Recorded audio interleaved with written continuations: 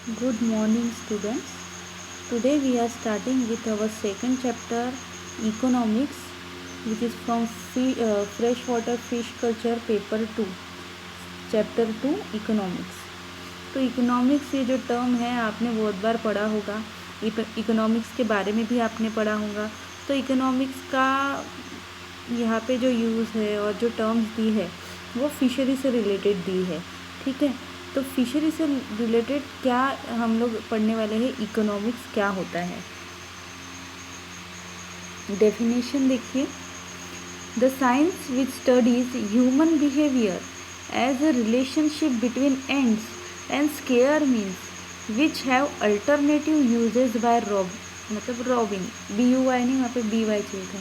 तो ये रॉबिन ने दी है डेफिनेशन। रॉबिन के हिसाब से जो इकोनॉमिक की डेफिनेशन है वो क्या कहते हैं कि ये एक ऐसी स्टडी है साइंस की जिसमें क्या है, किसकी स्टडी है, ह्यूमन बिहेवियर की स्टडी है। और किससे रिलेटेड है कि किसी भी चीज़ का इंसान किस तरह से ज़्यादा मैक्सिमम टू मैक्सिमम यूज़ कर लेता है। स्केयर मीन्स जो चीज़ दुर्लभ है, रेयर है, ठीक है, रेयर से रेयर चीज़ों का भी यूज़ इंसान मैक्सिमम टू मैक्सिमम किस तरह से करता है, ठीक है। मतलब हर एक चीज़ जो है, जो अवेलेबल है, वो चीज़ जो है कभी ना कभी वो ख़त्म होंगी, कभी ना कभी उसका एंड आएगा। तो एंड होने के पहले इंसान उस चीज़ को कितनी ज़्यादा से ज़्यादा यूज़ कर सकता है वही सोचेगा कोई भी इंसान, ठीक है। तो और उससे एक चीज़ से वो कितने अल्टरनेटिव यूज़, मतलब बहुत सारे अलग अलग यूज़ कर सकता है। तो ये है इसकी डेफिनेशन, ठीक है। मतलब ये इसके बारे में जो स्टडी है उसे कहते हैं इकोनॉमिक। मीन्स इंसान की किसी चीज़ के प्रति उसका यूज़, उसकी ख़त्म होने से पहले, एक्सपायर होने से पहले उसका कितना ज़्यादा से ज़्यादा यूज़ कर लेना, इसकी जो स्टडी है वो है इकोनॉमिक्स। अभी नेक्स्ट जो टर्म है, economics is a science of choice when faced with scarce means and ultimate ends. तो ये जो डेफिनेशन है वो सेम ही रहती है, बट वो वर्ड्स अलग अलग देते हैं। अभी देखो यहाँ पे, economic is a science of choice, मतलब ये एक चॉइस है। अगर हम लोग बात करें कि हमें मार्केट में जाना है, हमें लेना है बैगन, हमें लेना है, ठीक है। हम घर से सोच के गए कि मार्केट जाके हमको बैगन लेना है। तो बैगन अगर वहाँ पे 20 रुपये किलो होंगे, ठीक है, तो 20 रुपये किलो होंगे तो इंसान, आदमी क्या करेगा कि आधा किलो ही लेगा, ठीक है, आधा किलो लेगा। और अगर वही बैगन अगर 40 रुपये किलो है तो वो कितना लेगा, सिर्फ एक पाव लेगा, 250 ग्राम्स लेगा, ठीक है। तो और अगर 10 रुपीज़ kg है तो वो क्या करेगा, 2 किलो ले लेगा। तो इस तरह से जो उसके चॉइस के हिसाब से, अगर ठीक है और ज़्यादा महंगे हैं, ठीक है, कोई चीज़ जो लेना है उसको मार्केट से वो बहुत ज़्यादा महंगी है उसके एक्सपेक्टेशन से, तो वो चीज़ नहीं लेगा, ठीक है। उसको बैगन नहीं लेने हैं, बहुत महंगे हो गए, 40 रुपये किलो उसको ऐसे लग रहा है, तो वो दूसरी चीज़ लेगा, पालक लेगा जो उसको। तो वो चॉइस जो है उसकी चेंज होती है, अल्टरनेटिव यूजेस में जो उसकी चॉइस है वो किसके साथ बदल रही है, उसकी पैसों के साथ, ठीक है। तो when faced with scarce means an ultimate ends. तो स्केयर्स मीन्स जो दुर्लभ चीज़ें होती है, ठीक है, अगर वो उसको नहीं अफोर्ड कर पा रहा है तो वो दूसरी चीज़ लेगा, ठीक है, और यूज़ करेगा। तो ये है second term, economics is a science of choice when faced with scared means and ultimate ends.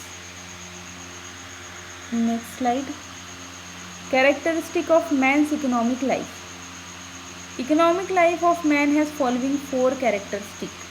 तो इसमें 4 कैरेक्टरिस्टिक दिए गए हैं। तो फर्स्ट है उसमें मल्टीप्लिसिटी ऑफ वांट्स, मीन्स जो भी इंसान चाहता है वो हमेशा क्या होता है, मल्टीप्लाई होते जाता है, ठीक है। उसको एक चीज़ मिल गई तो उसमें सेटिस्फाई नहीं रहता, उसको और दूसरी चीज़ की चाह रहती है। तो देखो, ह्यूमन वांट्स आर अनलिमिटेड। तो ह्यूमन वांट्स जो है, ह्यूमन को एक के बाद एक चीज़ की ज़रूरत हमेशा पड़ती रहती है, तो वो अनलिमिटेड है, वो कभी ख़त्म नहीं हो सकता। They are many and multiplying. तो वो जो उसके ह्यूमन वांट्स है वो हमेशा क्या रहते हैं, ज़्यादा रहती है और मल्टीप्लाइंग में मतलब और बढ़ती ही रहती है उसकी चाहते। When we satisfied one want other want arises. और जब हम एक वांट हमारा सेटिस्फाई हो जाता है, अगर एक चीज़ हमको चाहिए वो हमको मिल जाती है तो हमको दूसरी चीज़ चाहिए रहती है, ठीक है। When that two is satisfy the next one immediately appear. जब वो दोनों भी चीज़ें इंसान को मिलती है तो उसको तीसरी चीज़ चाहिए रहती है, दूसरी। Thus there is a chain of wants, one chasing the another. तो एक के बाद एक, तो इस तरह से चेन फॉर्म हो जाती है, मीन्स चेन बन जाती है कि इंसान को चाहिए ही रहता है। आज गाड़ी साइकिल है तो कल गाड़ी चाहिए, गाड़ी आ गई तो फोर व्हीलर चाहिए। तो इस तरह से ह्यूमन की जो वॉन्ट्स है वो बढ़ती रहती है। In this way our want to go on increasing in number day by day. तो इस तरह से क्या होता है, दिनों हर एक दिन ह्यूमन की जो वॉन्ट्स है वो बढ़ती जाती है। Example, the desire to own vehicle would not end with purchase of motorcycle, it will give rise to desire to purchase a car and so on. तो एक डिज़ायर होता है इंसान का कि नहीं हमारे यहाँ पे गाड़ी होनी चाहिए, तो जब वो मोटरसाइकिल ख़रीदता है तो गाड़ी तो आ गई, अब उसका काम तो हो रहा है इधर उधर जाने का, बट अभी उसको क्या चाहिए होती है, नेक्स्ट कार चाहिए होती है। तो इस तरह से जो ह्यूमन वांट्स है वो हमेशा बढ़ती रहती है। Wants can be arrange in order of their importance. Second है ये, मल्टीप्लिसिटी ऑफ वांट्स के बाद wants can be arrange in the order of their importance. The same are not equally important.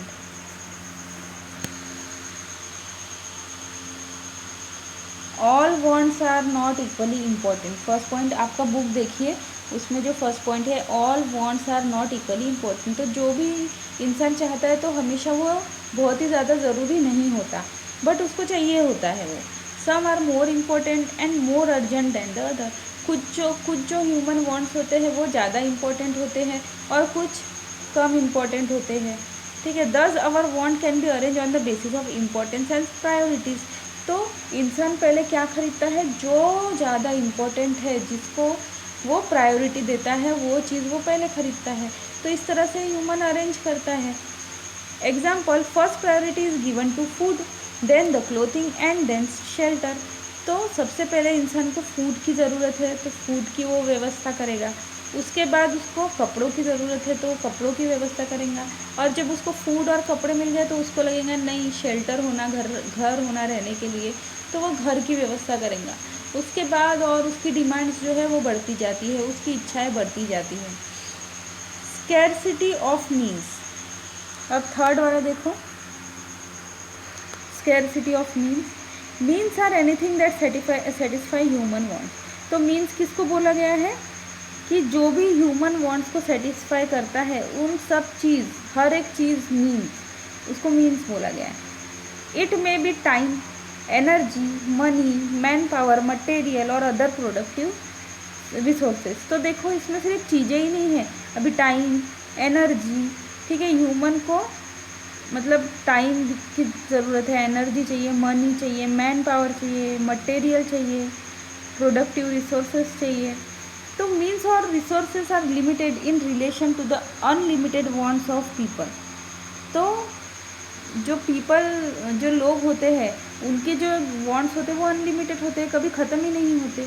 तो जो मीन्स और रिसोर्सेज जो है, हम फिशरी के माध्यम से पढ़ रहे हैं तो रिसोर्सेज इसमें आएगा, जैसे वाटर बॉडी है वो सब, तो उस रिलेशन से हम ये पढ़ रहे हैं economic.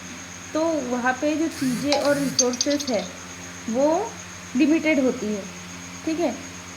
Money collected by beggar are not adequate to satisfy his want. तो जो मनी जो भीख मांगते हैं लोग, वो क्या करते हैं, जितना पैसा उनको मिलता है वो कभी उससे सेटिस्फाई नहीं हो सकते।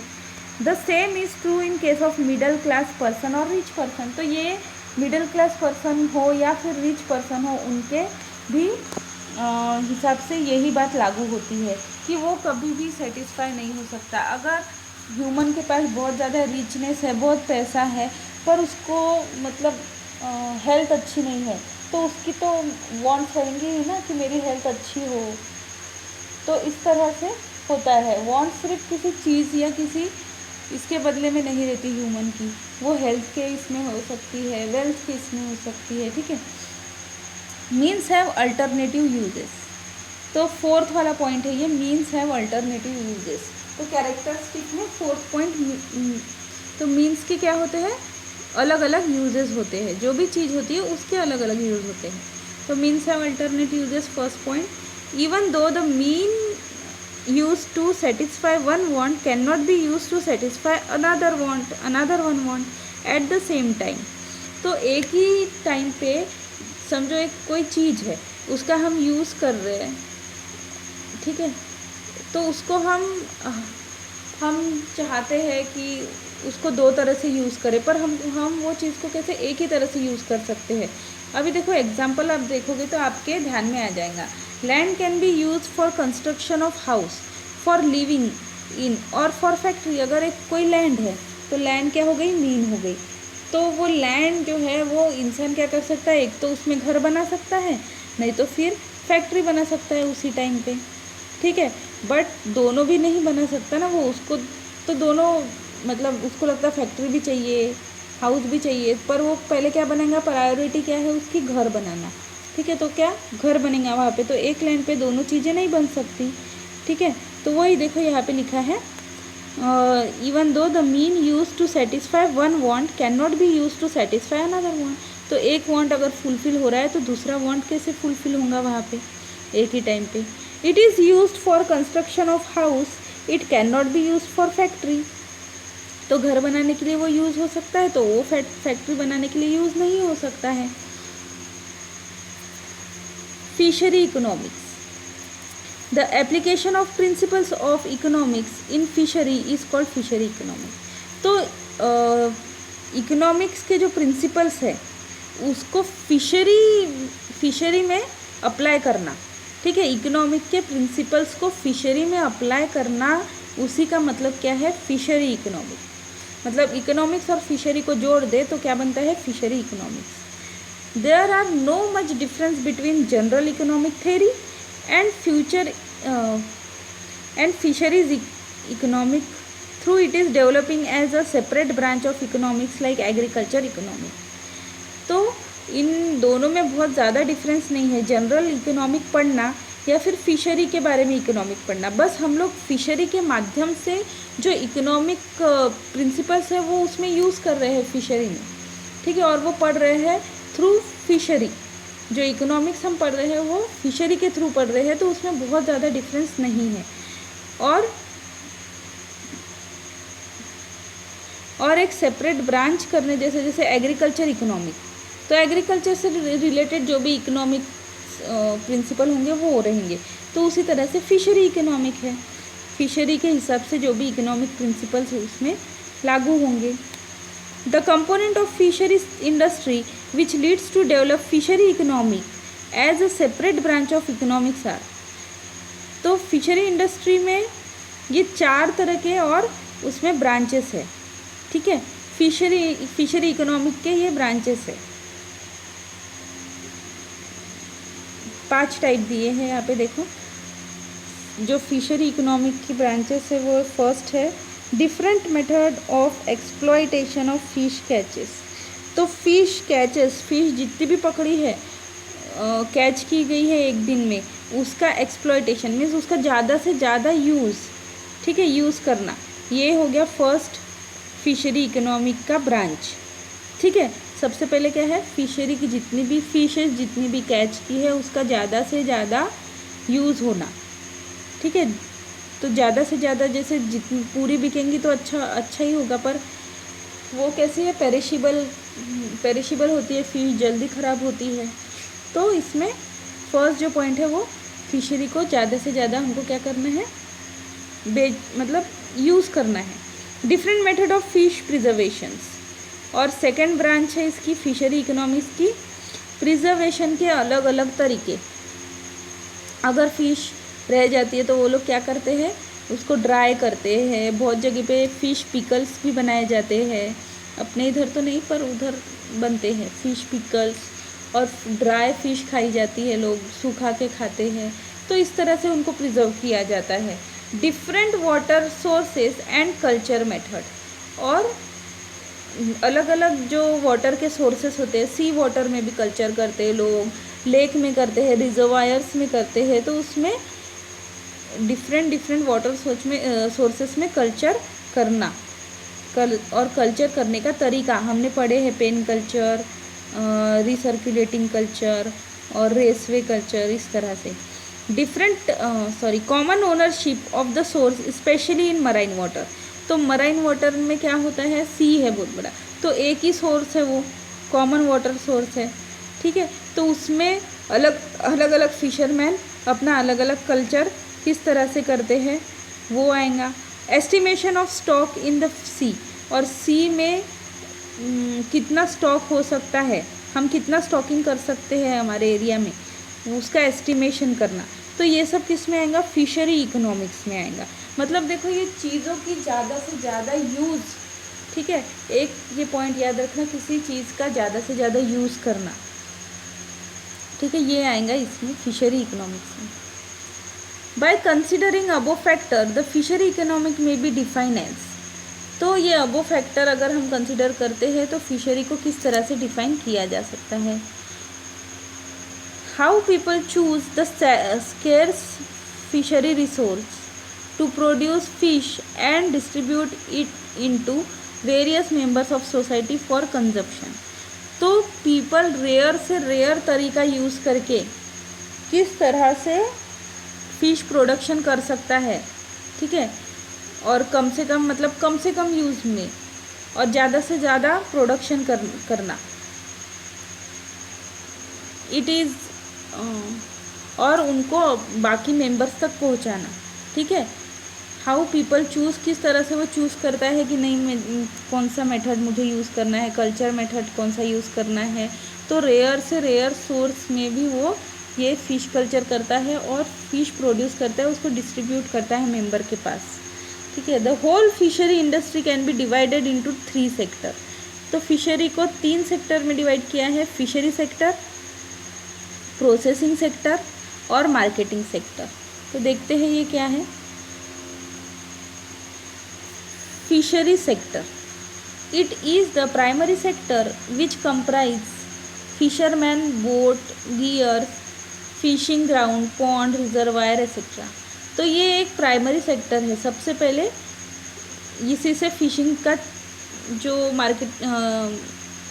फिशिंग चालू होती है, समझ लो। जैसे फिशरमैन ही क्या करता है, कल्चर करता है, फिश हार्वेस्ट करता है। उसके बाद उनको बोट्स लगती है फिश कैचिंग के लिए। गियर्स लगते हैं, गियर्स मीन्स उसमें नेट आ गया। बाकी बहुत सारे गियर्स हमने पिछले बार पढ़े हैं, अलग अलग टाइप के नेट्स होते हैं उसमें, बाम्बू फेंसिंग वगैरह बहुत कुछ होता है। तो वो गियर्स आ गए अलग अलग। उसके बाद फिशिंग ग्राउंड्स, तो फिशिंग ग्राउंड्स मीन्स जहाँ पे फिश कल्चर कर सकते हैं, ऐसा एरिया। पॉन्ड्स हो गए, रिजर्वायर हो गए एक्सेट्रा। तो ये सब किस में आता है, प्राइमरी सेक्टर में आता है, क्योंकि शुरुआत ही वहाँ से होती है। It is a resources base for producing fishes. और फिशरी सेक्टर क्या है, रिसोर्सेज बेस। प्रोडक्शन करने के लिए हमको क्या लगेगा, सबसे पहले रिसोर्स लगेगा, पानी लगेगा, ठीक है। तो रिसोर्सेज बेस है ये फिशरी सेक्टर। उसके बाद है processing sector, it is the secondary unit.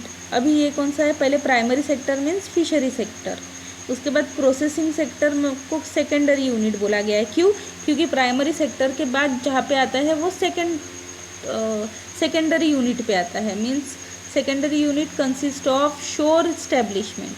शोर मतलब जो पानी के पास का जो लैंड होता है उसको बोला जाता है। तो लैंड को अच्छे से स्टैब्लिश करना, ठीक है, स्थापित करना अच्छे से।